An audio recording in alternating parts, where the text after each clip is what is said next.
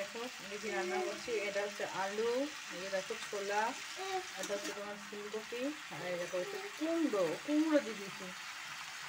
তো এবার এটাকে রান্না হচ্ছে। তো এটা অনেক পুরোনো দিনের রান্না, এটাতে তোমার একদম নিরামিষ করছি রান্নাটা।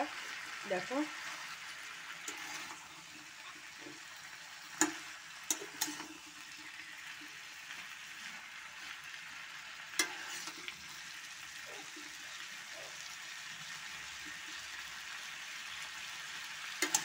এটাকে একটু ভালো করে কষাবো। এতে দিয়েছি তোমার টমেটো বাটা, আর হচ্ছে আদা আর জিরে, ঠিক আছে, এটাতে দিয়েছি।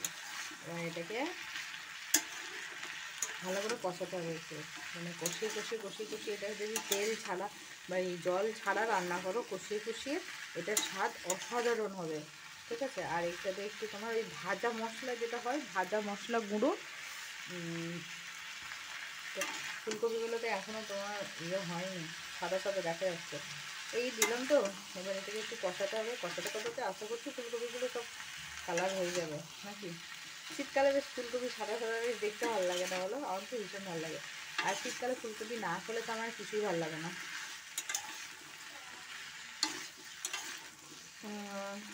আর সব থেকে বড়ো কথা হচ্ছে কি বলো তো বন্ধুরা, পুরুষ মানুষ হচ্ছে এমন একটা মানুষ যে তোমার পুরুষ মানুষ, কোনো মেয়ের ভাগ্য হচ্ছে তোমার ফ্যামিলি বা তোমার পরিবারে যাই হোক না কেন, তোমার স্বামী যদি তোমার কাছে থাকে, ভালো থাকে, তাহলে তোমার আর কোনো কাউকেই প্রয়োজন হয় না। কিন্তু তোমার স্বামী যদি ভালো না হয়, তাহলে আমার মনে হয় তোমার দুনিয়াতে সব কিছু মিলেও তোমার কোনো কিছু পাবে না, এটা আমার মত।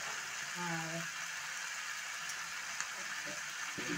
এখনকার একটা কথা যেটা ভীষণভাবে চলছে এখন, শুনলাম আমি, একটা মেয়ে, তার যখন 7 বছর বয়স, মানে তার বাচ্চা একটা 7 বছর বয়স, সে তার আগে 10 বছর ধরে সংসার করেছে মেয়েটি, মহিলাটি প্রেম করে বিয়ে করেছে তার স্বামীর সাথে। তার যে বিবাহিত সম্পর্ক, তারা কিন্তু প্রেম করে বিয়ে করেছিল। শ্বশুরবাড়ির শাশুড়ি মা অনেক ভালো, তো তারা প্রেম করে বিয়ে করেছিল।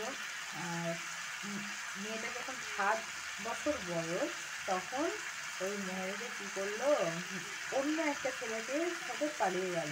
সেই ছেলেটির সাথে বিয়ে করে, আবার কি যেখানে বাড়ি সেই আশেপাশেই সেই ছেলেটার সাথে প্রেম করে বিয়ে করে আছে। মা হয়ে কী করে ওই মেয়েটিকে ছেড়ে রেখে দিয়ে পালালো, সত্যি আমি নিজেও জানি না। অনেক কষ্ট হয় জানো তো কথাগুলো শুনলে।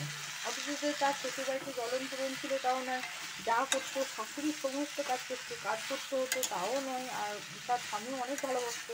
আর স্বামী রোজ সকালবেলায় কাজে যেত, ডিউটিতে যেত, বাড়ি আসতো, বাড়ি এসে ধরো রোজই বাড়ির সন্ধ্যায় বাড়ি মানে ডিউটি সেরে 8টার সময় বাড়ি আসতো। তারপরেও জানি না সেই মেয়েটা অন্য ছেলের প্রতি কী দেখে আকৃষ্ট হলো বা কিসের তাগিদে গেল, তারপর গিয়ে তার সাথে সংসার করছে। সত্যি মানে তার মেয়েটার কাছে বার্তাটা কি পৌঁছালো।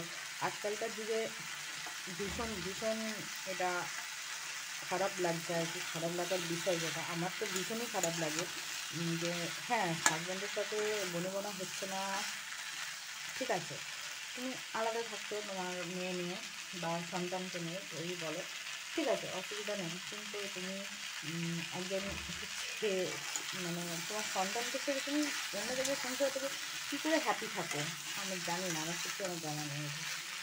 তো বেশি কথা বলে ফেলছি বোধহয়। ঠিক আছে, চলো রান্নাটা করি। দেখো এই মাছটা এখানে ভেজে রেখে দিয়েছি, এখানে হচ্ছে মাছ ভাজা, আর এটা হচ্ছে তোমার মাছের তরকারি। এই দেখো ধনেপাতা দিয়ে মাছের তরকারি, এটা